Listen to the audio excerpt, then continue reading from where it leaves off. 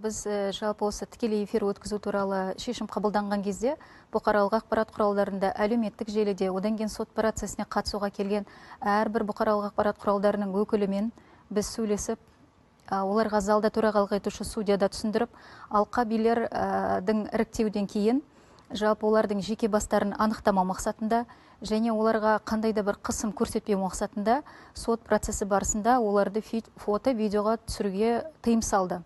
Оны төрағалық етуші бұқаралық ақпарат құралдарына тікелей эфирде жариялады. Бізде коммуникация бөлімі ретінде оны барынша түсіндіруге тырыстық.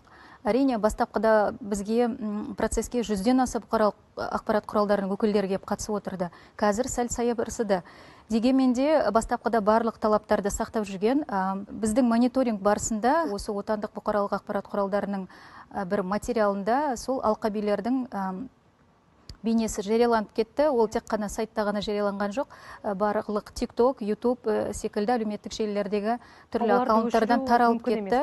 Сол себепті 10 сәуірде өткен жаңағы отырыста төрағалық етуші судья сол себептің мән-жайын анықталғанға дейін бұқаралық ақпарат құралдарын негізгі сот отырысы өтіп жатқан залдан шығарды. Бірақ ол мүлдем ғимараттан шығып кету деген сөз емес. Тек негізгі залды босатып, оларға біз дайындаған 2 қосымша зал бар. Ол жерде 80 орындық көзделген. Сонымен қоса жылдам интернет бар, барлық жағдайлар жасалған. Үзіліс кезінде олар ешқандай кедергісіз сот процесіне қатысушы тараптарға келіп сұхбат алу мүмкіндігі бар. Сондықтан дәл қазір тергеп тексеру жұмыстары жүргізілуде.